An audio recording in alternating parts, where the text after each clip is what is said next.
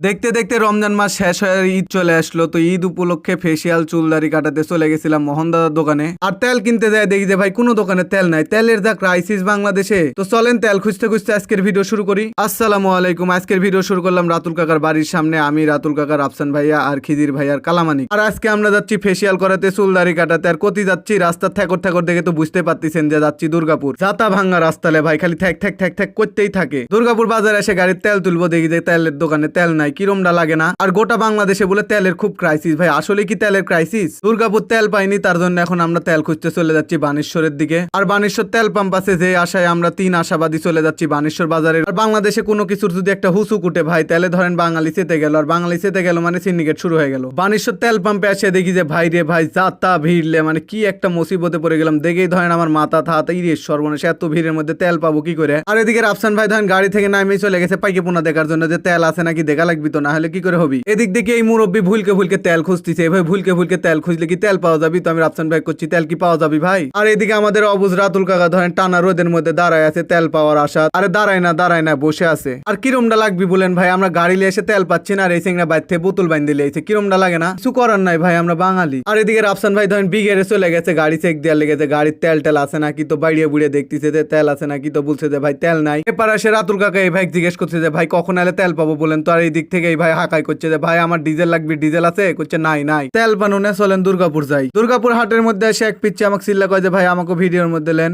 একে দুর্গাপুরে হাট, তার উপর আবার ঈদের বাজার ভাই, যাতা জ্যামলে মানে জ্যামের ঠেলা ঠেলির ধরেন গাড়ি নিয়ে যাওয়া যাচ্ছে না। তারপরে আমরা ধরেন চলে আসি দর্জির দোকানে। আর এই ঈদের মধ্যে ধরেন দর্জি সেলুনালার যা দাম হয়, মানে এনাদের পাহাড়ের ঠেলার ধরেন টিকা যায় না। রাতুল কাকার ধরেন পাঞ্জাবি পায়জামা ফিটিং করা লাগবে, তো দিয়ে এখন চলে যাবো আমরা ধরেন মোহন দাদার দোকানে। আর এদিকে গাড়িতে বসে চাষা নিতাম হেভি তাপ লাগিছে, তো চাষাক দেখছি টান মারে হারবালের দোকানের সামনে